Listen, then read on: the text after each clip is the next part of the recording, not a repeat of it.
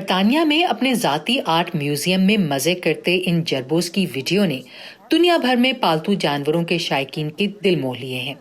Texas کی رہائشی جل ینگ نے دا میئر نامی ایک گیکو چھپکلی پالی ہوئی ہے۔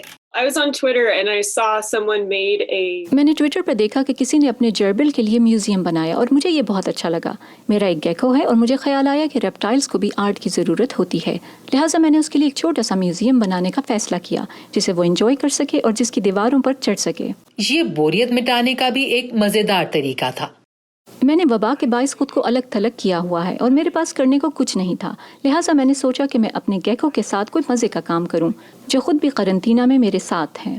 جل نے ایک پرانے گتے کے ڈبے میں روزمرہ کی اشیاء استعمال کرتے ہوئے یہ میوزیم بنایا۔ used toothpicks and میں نے مخملی رسی بنانے کے لیے ٹوتھ پکس اور اون استعمال کی، جبکہ فن پاروں کے لیے میں نے 2x2 کے چھوٹے کینوسز استعمال کیے۔ the pieces of art themselves. جربوز اور دا میئر دونوں ایسی تخلیقات سے لطف اندوز ہو رہے ہیں جنہیں کلاسیکی فنی نمونوں سے متاثر ہو کر بنایا گیا ہے، جیسے جوہانس ورمیئر کی the girl with a pearl earring, Edvard Munch کی دا اسکریم اور گرانٹ وڈ کی امریکن گوتھک۔ میں نے ان چند نمونوں کو چنا جو مجھے یادگار، مزے کے اور فوری طور پر پہچانے جانے والے لگے۔ جل ینگ کہتی ہیں کہ ان کی چھپکلی نمائش سے لطف اندوز ہوتی دکھائی دیتی ہے۔ So the mayor actually changes color.